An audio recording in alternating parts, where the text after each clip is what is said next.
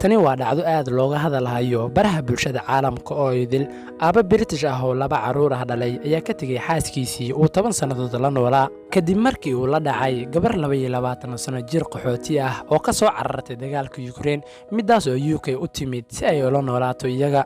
balse inta aynu muuqaalka gudaha u gelin waxaan ka codsanayaa inaad muuqaalka like saarto lana wadaagto asxaabtaada si aynu u helno asxaab qiimo badan sida adigoo kale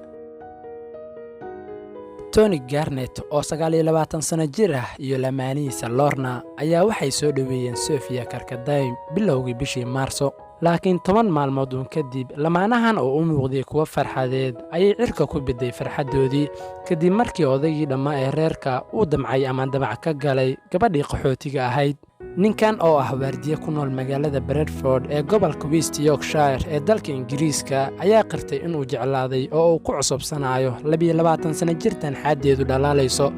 uuna doonayo in inta ka dhiman noloshiisa uu la qaato iyada Sofia oo ay shaqadeedu ahayd maamulo IT ahaan ayaa u duushay Manchester 4 bishii Maajo halkaas oo ay ku soo dhaweeyeen Tony iyo xaaskiisa Tony ayaana sheegay in isaga iyo Sofia ay si degdeg ah iskugu riyaaqeen oo ay isfahmeen halka gabdhihiisa oo kala ah 6 jir iyo 3 jir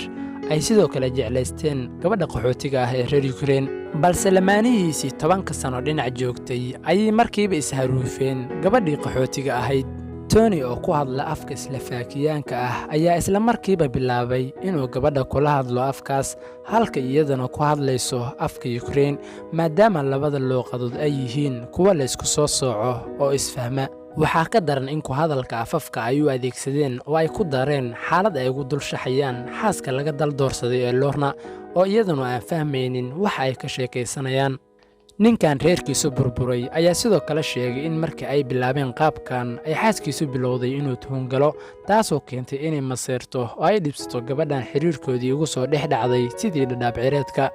muddo dheerina kama soo wareegin marka ay Sofia bilowday inay Tony ugu tagto goobta jimicsiga iyagoo sidoo kale bilaabay inay ku dhex sheekaystaan baabuurkiisa marka ay guriga joogaanna bilaabay inay ilqooraadka iska eegaan Sofia ayaa iyaduna bilowday inay cuntooyin cusub kariso oo ay Tony ku casuumto inuu dhadhamiyo inta xaafadda la joogo halka uu isna bilaabay murno uu isaga alifayo si uu u helo qiil uu ku xumeeyo xiriirka lamaantiisa oo aan si dhab ah u ogeyn daadka ku soo foogan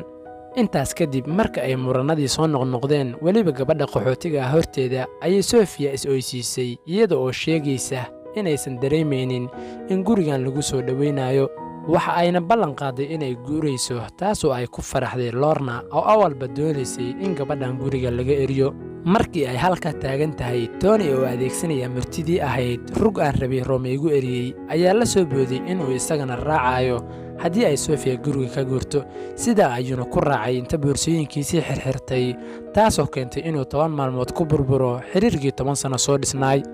tan ugu daranaysa waxay tahay in Tony oo wareysiiyay warbaahinta Ingiriiska uu haatan ku doodayo in uu qirayo in xaaskiisa hore aan lahayn qalad looga tago uu misna diidan yahay inuu mas'uuliyadda qaato isaga oo ku doodaya in arrintan aan ahayn arrin uu sii qorshaystay isla markaana aanu dhib u geysanin xaaskiisii hore ee uu kaliya ka naqraacay haddii aad muuqaalka dhammaadkiisa nala soo gaartay waxaan ka codsanayaa inaad muuqaalka like saarto lana wadaagto asxaabtaada kale wixii faallo aad qabtana waa inoo qaybta commentiga